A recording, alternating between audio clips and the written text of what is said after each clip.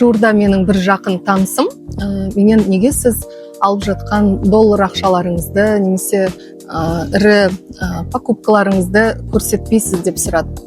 Шынымен де елімізде көптеген компанияларда, бизнестерде қап-қап ақша, бант, кілт деген сияқты осындай успехті көрсету арқылы бизнесін жарнамалайды. Неге біздің бизнесте успех жоқ? Бұл жоқ болғандықтан емес, бұл бізде халықаралық нақты ережелер бар болғандықтан.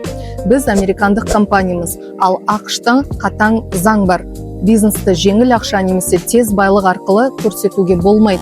Өйткені бұл адал емес схемалардың белгісі болып табылады. Сондықтан мұндай тәсілдер бізде қолданылмайды. Бұл біздің де құндылықтарымызға сай келеді. Дінімізде де байлықты ашық көрсету, мақтану құпталмайды. Сондықтан біз мынаны көрсетеміз. Өмір салтымыз, уақыт еркіндігі, отбасыға бөлінген сапалы уақыт, ішкі тыныштық, сапарлар мен әдемі кездесулер.